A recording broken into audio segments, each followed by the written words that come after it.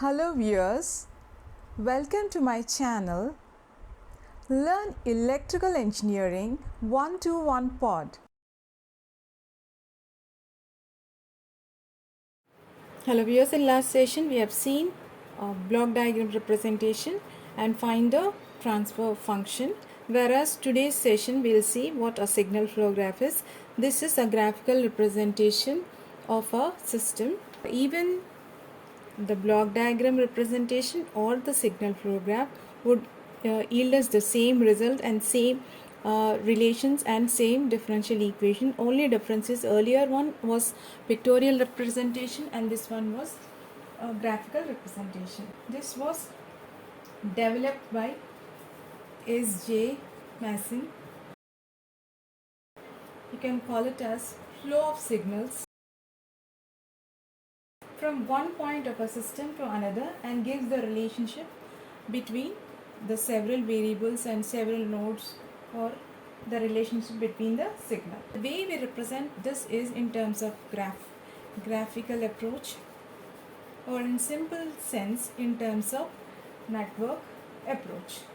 Here this particular network would be a combination of nodes and branches. Along with we have the signal flow direction also. Here we have nodes and each node would represent a system variable, and each branch is connected between two nodes, acts as a signal multiplier. We have two nodes, say node x1 and x2. These are the nodes and this is the branch. Okay, this branch connected between these two nodes acts as a signal multiplier, and each branch will be having gain, or you can call it as transmittance. Whenever a signal passes through a particular branch, say for example A is the gain, so here whatever the input coming to x2 would be x1 into A, or A x1 is nothing but x2 here. You are supposed to know various terms before getting into the problem solving approach. The first one is node, a point representing a variable or signal. For example, this is the node followed by a branch, say here.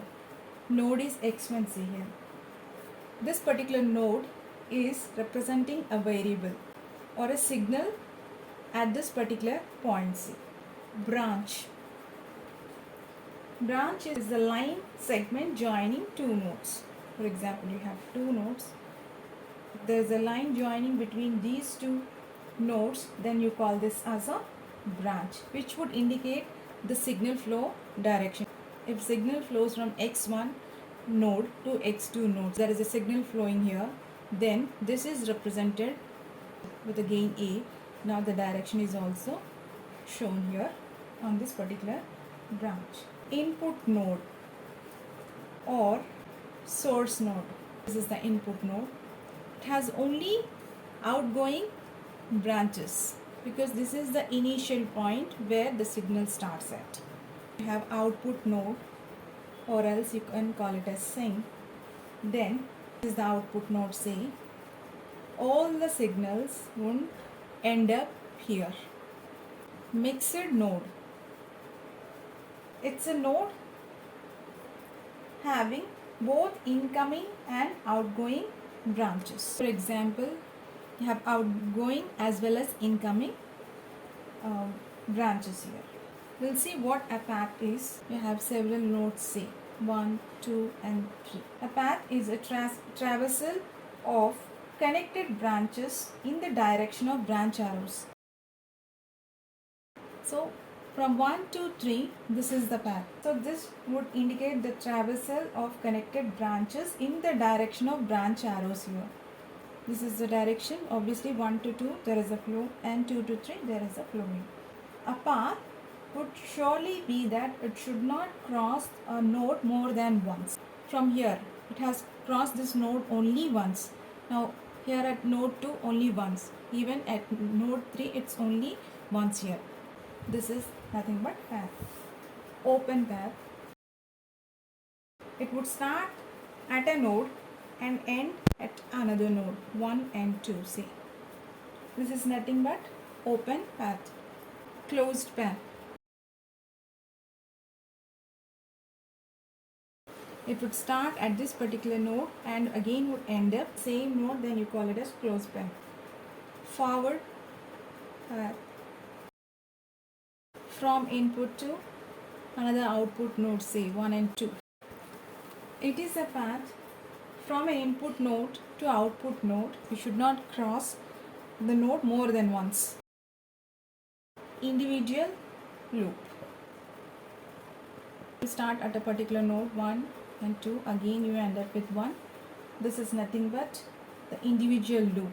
Once you have started at node 1, again without twice crossing any node, it is reaching again the same input node, that is nothing but individual loop. Loop gain. Product of branch gains of a loop. Non-touching loops. So we have several loops, say 1, 2 for example. You have another loop in this. Do not have any common node for both these loops. Then you call these two loops as two non-touching loops here. Thank you for watching. If you find this video helpful, please like, share and subscribe. Stay tuned for more videos.